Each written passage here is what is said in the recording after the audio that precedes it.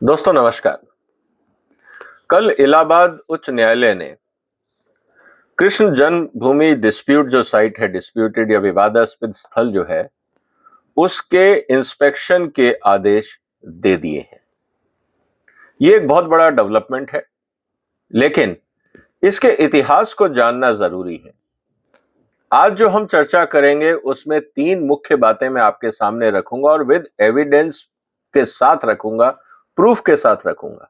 पहला, औरंगजेब का क्या आदेश था जिसके कारण कृष्ण जन्मभूमि को तोड़ा गया, वहां पे जो मंदिर था उसको तोड़ा गया। और सिर्फ तोड़ा ही नहीं गया, और क्या क्या आदेश दिए गए, तारीख समेत मैं पूरा आदेश आपके सामने पढ़ने वाला हूं। दूसरी इंपॉर्टेंट चीज ये है कि उस घटना से पहले और बाद में क्या क्या हुआ। ये पूरा जो कृष्ण जन्मभूमि का जो मुद्दा रहा, कब से ये चलता रहा, और आजादी के बाद इसमें किस तरह से पॉलिटिकल इंटरफेरेंस हुआ, और क्यों हिंदुओं की आस्था को हमेशा दबाने का प्रयास किया गया, ये मैं आपके सामने रखने वाला। तो दोस्तों, सबसे पहले मैं आपको लेके चलता हूं कि जो औरंगजेब, और ये मैं आपको एविडेंस दे रहा हूं, अगर आप मेरे थंबनेल पे भी देखेंगे मैंने रेफरेंस कोट किया है और एविडेंस मैं आपके सामने पूरा पढ़ रहा हूं। दोस्तों, ये बात है 27 जनवरी 1670 की। तारीख याद रखिएगा, 27 जनवरी 1670 बृहस्पतिवार का दिन था, 15वां रमजान था, और ये 13वां साल था औरंगजेब के शासन का। अपने 13वें साल में औरंगजेब ने कृष्ण जन्मभूमि को बर्बाद करने की, तोड़ने के आदेश दिए थे। और क्या आदेश था और उसके आगे पीछे इसकी जो औरंगजेब ने जो आदेश दिया था, इसकी तारीफ में कैसे औरंगजेब को बढ़ चढ़ के बताया गया कि उसने कितना बड़ा महान काम किया, वो भी मैं आपको पूरा टेक्स्ट पढ़ के सुनाऊंगा। ये सब जानना इसलिए जरूरी है कि कुछ लोग आज भी ये कह रहे हैं कि आप मुसलमानों को इंसल्ट करने का प्रयास कर रहे हैं। मेरा ये मानना है कि जब तक इस तरह के स्टेटमेंट इतिहास में रहेंगे और उनको नहीं सुधारा जाएगा, हिंदू धर्म की आस्थाओं को और हिंदू धर्म को मानने वालों के दिल में हमेशा टीस रहेगी, और कभी भी हम एक दूसरे को खुले दिल से शायद एक्सेप्ट ना कर पाए। इसीलिए जो इस तरह के कांटे हैं उनको हटाना बहुत जरूरी है, अगर हम चाहते हैं कि समाज में समानता बनी रहे, सद्भाव बना रहे। तो मुस्लिम पक्ष को भी ये समझना चाहिए कि जिस तरह से औरंगजेब ने अत्याचार किए वो हिंदू समाज के लिए इंसल्टिंग था, और इस इंसल्ट को हम जितना जल्दी हटा देंगे, समाज उतना अच्छी तरह से आपस में मिलजुल के रह पाएगा।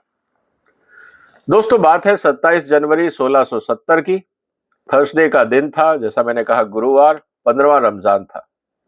आदेश ये था कि जो कृष्ण जन्मभूमि है और जहां मथुरा में, और जिसपे डेरा ऑफ केशव राय, जो केशव राव के डेरे के नाम से वहां जो मंदिर है, उसको तोड़ा जाए, और जितना जल्दी तोड़ा जाए उतना अच्छा होगा, और वहां पे एक भव्य मस्जिद बनाई जाए। ये औरंगजेब का आदेश था। सिर्फ इतना ही नहीं, इससे भी ज्यादा इंसल्टिंग आदेश आगे है। जितनी भी वहां मूर्तियां हैं, जो महंगे हीरे पन्नों से जड़ित मूर्तियां हैं, छोटी बड़ी, उस सबको लाया जाए, उनको आगरा लाया जाए, और जो बेगम साहब की मस्जिद है, बेगम साहिबा की जो मस्जिद है, उसकी जो सीढ़ियां हैं उसमें उसको दफन कर दिया जाए, ताकि उन मूर्तियों को रोज पैरों से कुचला जाए, और मथुरा का नाम बदल के इस्लामाबाद किया जाए। यह था औरंगजेब का फरमान। अब मैं आपको इसकी पूरी रूपरेखा जो डॉक्यूमेंटेड है वो मैं आपके सामने इसलिए रखना चाहता हूं कि किस तरह से इस अत्याचारी के अत्याचारों को ग्लोरीफाई करके लिखा गया हिस्टोरियंस ने। ये इसलिए जरूरी था, और ये हिस्टोरियन कौन थे? उनके दरबारी लोग थे। और जैसा अक्सर कहा जाता है कि जो राजा होता है, जैसा वो चाहता है वैसा वो लिखवाता है। क्योंकि अगर कोई भी हिस्टोरियन या एनालिस्ट उस समय क्रिटिकल होगा तो उसकी गर्दन भी काट दी जाएगी। जिसने अपने पिता को नहीं बख्शा, जिसने अपने भाइयों को नहीं बख्शा, वो और किसको बख्शेगा। तो जो औरंगजेब की दरिंदगी थी, उसके अपने जो पूरा का पूरा जो डॉक्यूमेंटेशन है, जिसको हम बार बार इस बोलते हैं कि मसाई ए आलमगीरी, तो जो आलमगीरी है उसमें जो लिखा गया है औरंगजेब के हर साल का जो वर्णन है, वो मैं आपके सामने पढ़ के बता रहा। दोस्तों, मसई ए आलमगीरी में चैप्टर 13 है। चैप्टर 13 के अंदर, वो 13 इसलिए है क्योंकि वो 13th ईयर ऑफ रेन था, मतलब औरंगजेब की जो सत्ता थी उसका 13वां साल था। और वो 13वां साल जो शुरू हुआ वो 13 जनवरी से लेकर 1 जनवरी 1671 तक, 13 जनवरी 1670 से लेकर 1 जनवरी 1671 तक। अब मैं वर्बेटिम आपको पढ़ रहा हूं, पेशेंस रखिएगा कि किस तरह से लिखा गया है। मैं रेफरेंस आपको हमेशा इसलिए देता हूं ताकि आप भी डाउनलोड करके पढ़ सकें document. On Thursday, 27th January, the justice loving emperor, अब ध्यान रखिएगा, justice loving emperor ordered that complainant should not be excluded from the side of the window of darshan. The Haram officers were to draw up their petition by means of ropes and show them to his majesty. मतलब कि किसी भी लोगों को दर्शन के लिए ना रोका जाए। During this month of Ramzan, abandoning in miracles, the emperor as the promoter of justice, अब आगे का आंसर सुनिएगा, the emperor as the promoter of justice and overthrower of mischief. overthrow of mischief मतलब इस्लाम के अलावा जितने भी वहां धर्म थे उसको उन्होंने मिसचीफ बोला था। इस बात को ध्यान रखिएगा। As a knower of truth and destroyer of oppression, मतलब जिसको सच पता है और जो ऑपरेसर, मतलब अगर कोई शोषण करता है उसके खिलाफ। As the garden of victory and reviver of the faith of the prophet, जो इस्लाम को रिवाइव करना चाहता है, इशूड, अभी तक तो औरंगजेब की तारीफ हो रही थी, issued orders for the demolition of the temple situated in Mathura, famous as the Dera of Keshav Rai. Keshav Rai का जो डेरा था जहां पे कृष्ण जन्मभूमि का मंदिर बना था, मैं उसका इतिहास बताऊंगा कि क्यों और कितना खर्चा करके वो बनाया गया था, वो भी मैं आपको अगले कुछ मिनटों में बताने वाला हूं। उसको डिस्ट्रॉय किया जाए। In a short time, by the great exertion of his officers, the destruction of this strong foundation of infidelity was accomplished, and on its site a lofty mosque was built at the expenditure of large sum.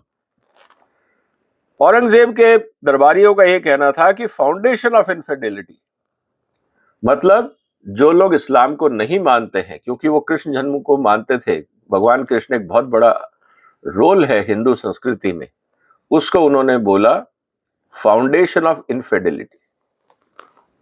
मतलब दूसरों के धर्म से आपको इतनी नफरत है कि आप उनके जो धार्मिक संस्कार हैं, जो उनके फाउंडर्स हैं, सनातन धर्म के, हिंदू धर्म के, राम, कृष्ण, आपका इलाहाबाद, आपका वाराणसी, इन सब को इन्होंने नफरत की नजर से देखा था, क्योंकि इनको लगता था जब तक ये धार्मिक स्थान रहेंगे तब तक इस्लाम का प्रचार नहीं हो पाएगा।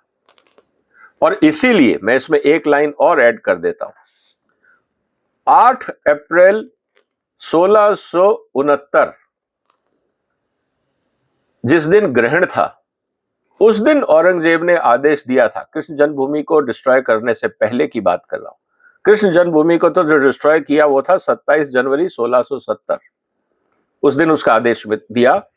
8 अप्रैल 1669 करीब 8-9 महीने पहले जितने भी स्कूल और टेंपल है सारे डिस्ट्रॉय किए जाएं। और उसका जस्टिफिकेशन ये दिया गया था कि वहां पे Hindu as well as Muslims दोनों जाते थे, वहां सत्संग में शामिल होते थे, आपस में मिलजुल के बैठते थे। ये इस्लाम के विरुद्ध है, औरंगजेब को ये पसंद नहीं था। इसलिए जितने स्कूल और मंदिर थे औरंगजेब ने सबको तोड़ने का आदेश दिया था 8 अप्रैल 1669 को। और 9 अप्रैल 1669 को औरंगजेब का बर्थडे होता है। तो ये बर्थडे गिफ्ट थी so called peace loving, justice loving बादशाह की तरफ से। अब इसमें इंपॉर्टेंट चीज क्या है? This temple of folly was build by gross idiot Bir Singh Deo Bundela. उसको यह कहा गया कि एक महामूर्ख ने यह मंदिर बनाया था before his accession to the throne. अब वो क्यों बनाया था इसको समझना बहुत जरूरी है, और यहां पे आपको औरंगजेब की मानसिकता और घटिया मानसिकता समझ में आएगी। जब जहांगीर, अकबर का जो बेटा जिसको हम बोलते हैं सलीम, जो वो जहांगीर जो बाद में सत्ता में आया, उसने अबुल फजल जो अकबर का दरबारी था और अकबरनामा जिसने लिखा था, वो साउथ का शासक था, अकबर द्वारा नॉमिनेटेड था, वहां का सरदार था। जब वो दिल्ली आ रहा था तो सलीम ने कहा कि अबुल फजल मेरे को बादशाह बनने नहीं दे रहा है, तुम रास्ते में इसकी हत्या कर दो। और जब आप साउथ से नॉर्थ की तरफ आते हैं तो रास्ते में झांसी ओरछा सब पड़ता है। जो बीर सिंह देव थे वो वहां के राजा थे। उन्होंने सलीम के कहने पे, जो बाद में जहांगीर बना, उसको शेख अबुल फजल की हत्या करा दी। उसके बाद जब जहांगीर भारत का बादशाह बना तो बदले में ये जो उन्होंने सलीम के लिए काम किया था, उनके दुश्मन की जो हत्या की थी, उन्होंने ये कहा था कि मुझे मथुरा में मंदिर बनाने दीजिए। तो ये रिवार्ड उन्होंने लिया था कि मैंने आपका काम कर दिया और मेरी इच्छा है कि मैं कृष्ण जन्मभूमि पे एक आलीशान मंदिर बनाऊं। उन्होंने वो परमिशन बीर सिंह देव बुंदेला को दी, और बीर सिंह बुंदेला ने वहां पे उस समय 33 लाख रुपए लगा के, हम बात कर रहे हैं कौन से साल की कर रहे हैं दोस्तों, हम बात कर रहे हैं 1600 शताब्दी की। और 1600 शताब्दी में भी अबुल फजल का जो मर्डर हुआ था वो हुआ था 1602 में। और 1602 के बाद आप ये समझ लीजिए उसके 10-15 साल बाद जब मॉस्क वहां पे जो बना दिया गया था, मतलब जो वहां पे मंदिर था उसको बनाया बुंदेला ने, तो उस समय 1600 की शताब्दी में 1620-30 के आसपास 33 लाख रुपए लगाए गए, एक भव्य मंदिर बनाया गया। उसी को औरंगजेब ने तुड़वाया। तो ये कहानी पूरी है जिसको हमें समझना होगा कि किस तरह से so called peace loving Aurangzeb ने हिंदू संस्कृति को बर्बाद करने के सारे कदम उठाए। Praised by the august God of faith of Islam that in the auspicious reign of this destroyer of infidelity and turbulence and a wonderful and seemingly impossible work was successfully accomplished। मतलब उनका ये कहना था कि ये बहुत मुश्किल लग रहा था मंदिर को तोड़ना, लेकिन हमने सफलतापूर्वक इस मंदिर को तोड़ दिया। On seeing this instance of the strength of emperor's faith, मतलब बादशाह की इस्लाम के प्रति जो फेथ थी और जो ग्रैंड्योर था कि भगवान को, मतलब अल्लाह को वो कितना पसंद करता है, ये सब देख के कि हमारे इतने बड़े मंदिर को बर्बाद कर दिया और जो मुश्किल था कि नहीं टूट पाएगा उसको भी बर्बाद कर दिया, तो हमारे राजा का जो शान थी, जो हमारे राजा का कमिटमेंट था अल्लाह के लिए, उसको देख के सारे हिंदू राजा घबरा गए और इस तरह से खड़े रहे जैसे मूर्ति दीवार की तरफ मुंह करके खड़ी रहती है। वो हतप्रभ थे, उनको समझ में नहीं आ रहा था वो क्या करें। इतना क्रूर था ये बादशाह, लेकिन उसको तारीफ में बताया जा रहा है कि उसने बहुत महान काम किया। और यही साथ में कहा गया, the ideals large and small set with costly jewels which was said to be set up in the temple were brought to Agra and buried under the steps of mosque of Begum Sahiba in order to continually trodden upon. The name of Mathura was changed to Islamabad। तो दोस्तों, आज जो ओवैसी जैसे लोग ये बोलते हैं कि जो हाई कोर्ट का ऑर्डर है वो इस्लाम को बदनाम करने की साजिश है, तो भैया आपके राजा और महाराजाओं ने उस समय, या जो आपके बादशाहों ने कर्म ही अगर ऐसे किए हों जिससे पूरे समाज को इंसल्ट करने का प्रयास किया गया हो, उसका क्या किया जाए? आप चाहते हैं कि ये क्रूरता के नज़ारे पीढ़ियों दर पीढ़ियों चलते रहे? मतलब हम जब भी बाबरी मस्जिद देखें या ढांचा देखें, जन्मभूमि पे खड़ा हुआ ढांचा देखें, तो आपको लगता है कि हम देखें और मन ही मन लोग उसको गाली दें, और फिर हम उम्मीद करें कि हिंदू मुस्लिम समरसता क्यों नहीं हो रही? आप हर कदम पे अगर आप कांटा चुभाओगे तो कैसे दोस्ती बढ़ेगी? थोड़ा ठंडे दिमाग से सोचो, जो लोग इस बारे में बात कर रहे हैं। इसमें एक इंटरेस्टिंग चीज और थी दोस्तों, जिसने तुड़वाया मंदिर, इसमें अगर मैं कहूं कि जिस सिपह सलाहकार ने, या जो वहां पे फौजदार था मथुरा का, उसका नाम था अब्दुल नबी खान।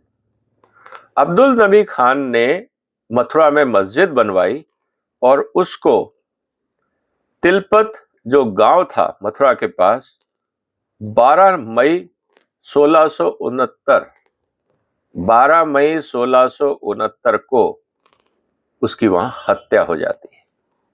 तो आप ये समझिए कि 27 जनवरी 1670 को मंदिर तोड़ने का आदेश दिया गया। 2-3 महीने में ही ये इतना बड़ा विशाल मंदिर को तोड़ा गया, मूर्तियों को लाके आगरा में दफनाया गया, वो भी मॉस्क की सीढ़ियों में। और उसके बाद इसी जिस फौजदार ने ये बहुत ही घटिया काम किया था, उसकी 12 मई 1669 को मथुरा के पास तिलपत गांव में हत्या कर दी जाती है। ये है पूरा जिस कृष्ण जन्मभूमि का इतिहास।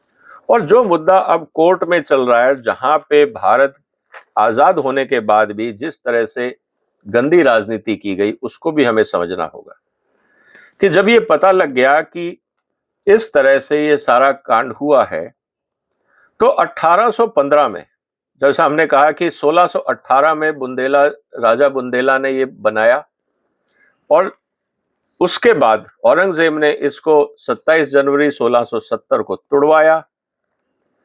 और उसके बाद 1815 में राजा पट्नीमल ऑफ बनारस ने, जो ये पूरी जमीन थी कृष्ण जन्मभूमि वाली 13.77 एकड़, उसको ईस्ट इंडिया कंपनी से ऑक्शन में खरीदा। और उसके बाद ये उन्होंने जो पूरा एरिया था, ये उन्होंने जुगल किशोर बिरला को 13,400 रुपए में बेच दिया। इमेजिन करिए, ये पूरी जमीन 13,400 रुपए में बेची गई, और इस पे 13.77 एकड़ जमीन थी, और इस पे 33 लाख रुपए का 1618 में मंदिर बनाया गया था। अब आप समझिए कि कितना भव्य मंदिर होगा। और उसके बाद सोसाइटी बनाई गई, और उसमें मदन मोहन मालवीय, गोस्वामी गणेश दत्त और बिखेन लालजी अत्रे ये ट्रस्टी बनाए गए। फिर श्री कृष्ण जन्मभूमि ट्रस्ट बनाया गया बिरला के द्वारा, और कटरा देव टेम्पल 1951 में उनको दिया गया, और ट्रस्ट प्रॉपर्टी बनाई गई। और ये कहा गया कि ना तो ये कभी बेची जाएगी, ना कभी गिरवी रखी जाएगी। फिर 1956 में जो श्री कृष्ण जन्म सेवा संघ था, इसका नाम बदल के संघ की जगह संस्थान कर दिया गया। ये 1977 की बात है। और उसके बाद जिस तरह से ये पूरा तमाशा हुआ, फिर इसको पूरा एक पॉलिटिकल एंगल देने के लिए, क्योंकि उस समय कांग्रेस की सरकार थी, वो नहीं चाहती थी कि मुसलमानों का वोट बैंक उनसे दूर जाए, ये मुद्दा गर्मा रहा था, तो उन्होंने एक फ्रॉड ट्रस्ट बनाया, जिसका नाम था, जो सोसाइटी बनाई, श्री कृष्णा जन्मस्थल सेवा संघ, जिसका इस जमीन से कोई लेना देना नहीं था।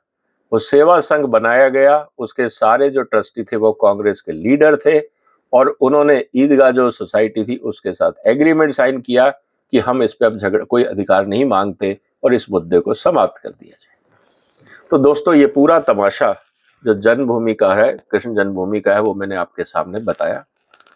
अब सर्वे हुआ है, निश्चित रूप से सच्चाई सामने आएगी। क्योंकि ये तो खुद ही माना है कि औरंगजेब ने तुड़वाया था।